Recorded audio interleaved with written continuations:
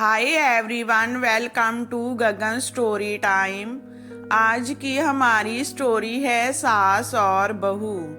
तुम हर समय रसोई के खर्चों को लेकर क्यों रोती रहती हो? रसोई में आखिर खर्च होता ही कितना है? असली खर्च तो घर की दूसरी चीजों पर होता है।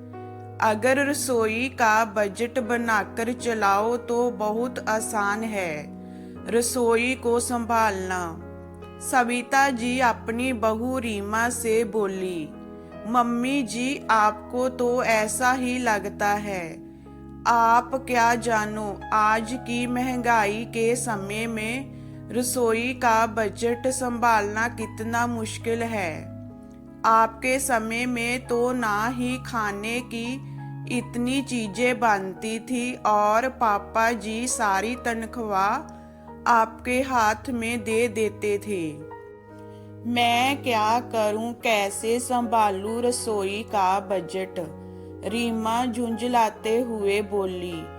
रीमा की बात सुनकर सविता जी हंसी।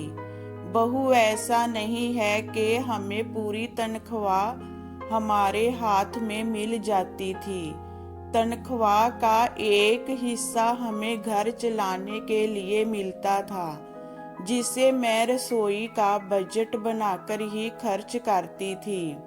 लेकिन हाँ, जे तुमने सही कहा कि उस समय खाने की इतनी चीजें नहीं बनती थी, लेकिन तब मेहमान बहुत आते थे और बहुत बार तो बिना बताए आते थे, वो भी पूरे परिवार के साथ। ऐसे समय में भी हम लोग रसोई संभाल लेते थे। रसोई के बजट में कुछ बचत ऐसे अचानक के खर्चे की भी होती है। और फिर सबसे बड़ी बात है, जितनी अपनी चादर हो उतना पैर पसारो। यही तो एक गृहिणी का मैनेजमेंट है। मम्मी जी, कहना बहुत आसान है, लेकिन आज के जमाने में करना उतना ही मुश्किल। इस महीने रसोई का बजट आप संभाल कर दिखाएं, आप भी तौबा कर लेगी। ठीक है। सासू माँ ने चैलेंज एक्सेप्ट कर लिया। सबसे पहले सविता जी ने घर के खर्चे का बजट बनाया। अगले दिन किराने की दुकान से रसोई की जरूरत का कुछ सामान मंगा लिया। दोपहर को दाल चावल सब्जी और रोटी बनवाई। स्कूल से आकर बच्चों ने मुंह सिकोड़ा, ये दाल रोटी कौन खाता है, हमें तो आज पिज्जा खाना है। रीमा ने सासू माँ की तरफ देखा। देखो, बिगड़ गया बजट। लेकिन सासू माँ ने तो कमर कस ली थी। अब से घर में जो बनेगा वही सबको खाना होगा। सबके लिए अलग अलग खाना नहीं बनेगा। जिसको खाना है खाओ, नहीं तो अपने कमरे में जाओ। बाहर से कुछ नहीं आएगा। बाहर का खाना सेहत को भी नुकसान देता है, साथ ही रसोई का बजट बिगाड़ देता है। बच्चे उठकर अपने कमरे में चले गए तो रीमा बोली, मम्मी जी बच्चे भूखे थोड़ी ही ना रहेंगे, उनके लिए पिज्जा ऑर्डर कर देती हूँ। बहू, अब तुमने रसोई की कमान मेरे हाथ में दी है तो मुझे संभालने दो। बच्चों को कुछ सिखाने के लिए थोड़ा सख्त होना पड़ता है। रीमा मन ही मन झुंझलाती रही। करीब आधे घंटे बाद बच्चे कमरे से आए और खाना गर्म करके खा लिया। मम्मी, आज तो हमने खा लिया, लेकिन कल से ये सब नहीं चलेगा। रीमा ने गुस्से से सास की तरफ देखा, लेकिन वो तो अपने में ही मगन थी।